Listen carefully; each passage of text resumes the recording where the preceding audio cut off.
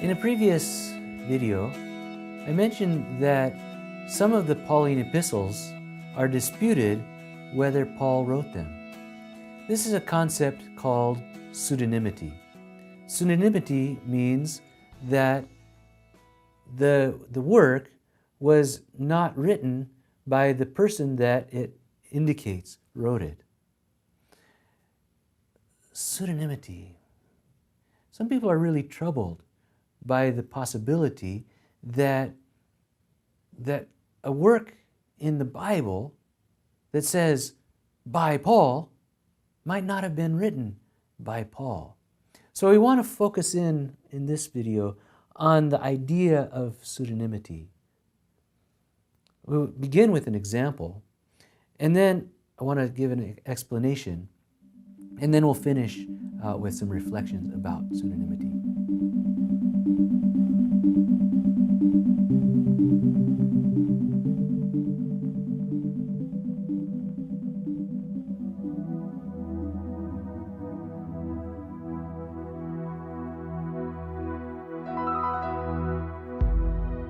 The words you are about to experience are true. They will change your life if you let them. For they come from the very heart of God. He loves you, and He is the Father you have been looking for all your life. This is His love letter to you.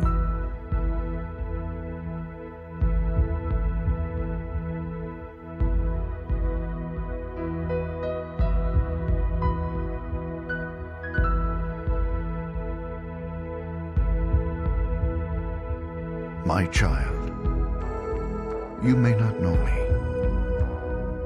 but I know everything about you. I know when you sit down and when you rise up. I am familiar with all your ways.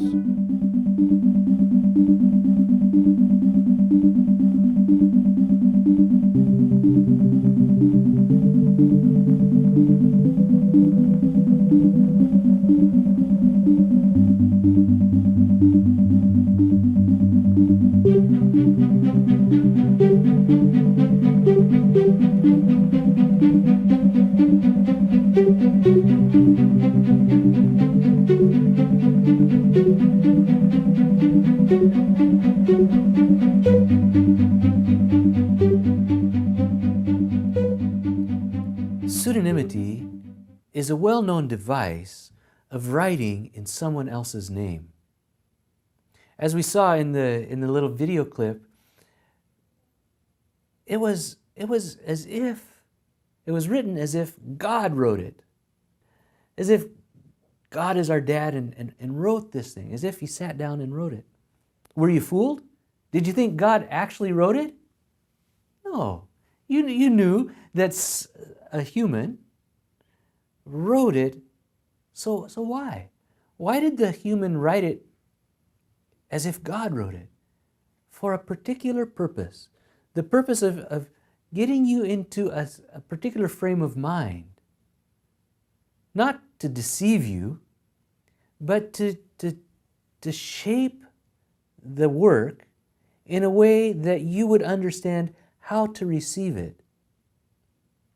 If the author of that video had said, well, just imagine that God had said this,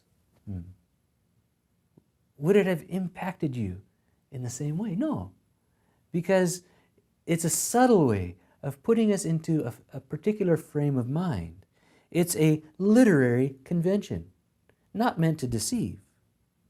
The purpose is to set the readers into a particular mindset in order that they might receive the intended message. It was widely used in the ancient world. Many people, many authors were using this technique. It only applies in our case to so-called signed documents, meaning to say, Matthew is not signed. there's nowhere in the text of Matthew that says, by Matthew. The word at the top, kata mathayan, according to Matthew, that title was added later. That was not written by the author. So it only matters, same for Mark and Luke and John, it only matters for those where the author is in the text itself. So it applies especially to the Pauline epistles and as well as the general epistles, because they indicate Paul as the author or Peter as the author. So those are the ones that we have to ask. Was it really Paul? Was it really Peter? Or did somebody else want us to get in the mindset, want us to think, what would Paul say to us today? If Paul was writing today, he'd say this. Oh yeah.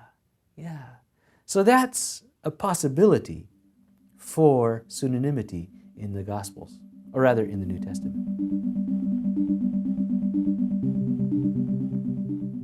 So when we look at pseudonymity in the New Testament, remember that pseudonymity is not the same thing as forgery.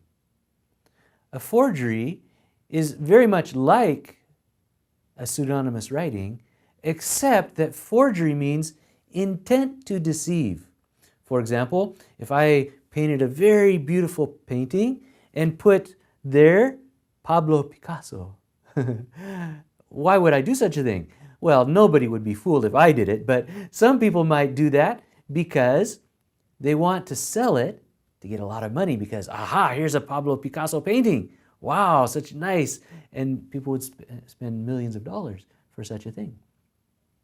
That's forgery, intending to deceive for personal benefit. That's not the same thing as pseudonymity. One of the reasons that people get so uptight about the possibility of even accepting that maybe it might have been written by someone other than the name there is because they confuse these ideas of pseudonymity and forgery. They think if it's pseudonymous, it must be forgery, but that's not the case. It could be written, as we saw in that little video, that video clip, that it's written to get you in a particular mindset, not to deceive you. In the same way that we weren't fooled by thinking that was really God that wrote that. So also, it's possible to recognize that in the first century, they knew that people did that. And we're doing that for a reason, and we can play along to really understand their message. So we can say that pseudonymity does not imply or require deception or lying. Our problem is this: if Paul wrote it, or if it says Paul wrote it and Paul didn't write it, then whoever did write it was lying. And if they were lying, then it surely doesn't belong in the Bible. But that's not the right way of thinking about it, because it wasn't lying, or at least not necessarily so. It was a technique for getting us in the right mindset. For that reason, pseudonymous writings can also be inspired by God. If it was deception or was lying, then I would say, no, that's not inspiration. But here, it's possible that God could put in the mind of the author to really communicate well by getting us into the mindset that would help us to understand what God is wanting us to understand. So that should mean for us that we have to still take seriously the word Paul for Paul's letters. Because even if it was written by someone later than Paul, that person wanted us to interpret. It's an interpretive hint that the author left for us. So we should take that seriously. But at the same time, we should investigate seriously, was it originally Paul? Because if we think it was Paul, then we put everything into Paul's time period, rather than a later time period, looking back at Paul, what Paul would say if he was still alive at this later period. So it becomes a little bit complex, but it should be for us an interpretive clue. Let me also say a word of caution. Even if we accept pseudonymity in the way that I've been describing it here, it does tend to make the pseudonymous writings somehow a deuterocanonical writing, meaning to say it's still part of the canon, it's still part of the Bible, but somehow not as important or not as good as the real Paul, so to speak. We don't want to do that to the text. They're still authoritative. They're still fully part of the Bible for us. But we need to investigate it very carefully so that we can interpret properly. And finally, overconfidence. Some people so confidently say, "This is Paul. Paul wrote this. I will not accept anything else than that." I think that betrays a kind of naivete, so that you refuse to look at the evidence, refuse to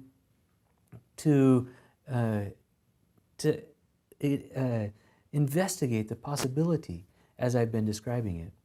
The result is that, sad to say, if you insist so overconfidently about this being Paul or Peter and so forth, you end up actually alienating some of your potential audience because they see you as naive rather than as an informed person who's worked with this with a great deal of care and a great deal of thought.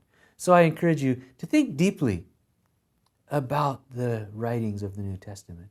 Consider pseudonymity. Don't just reject it because it threatens your faith, but consider it doesn't have to threaten your faith. And once you've got that hurdle cleared, then you can investigate these things with sensitivity and care and even faith.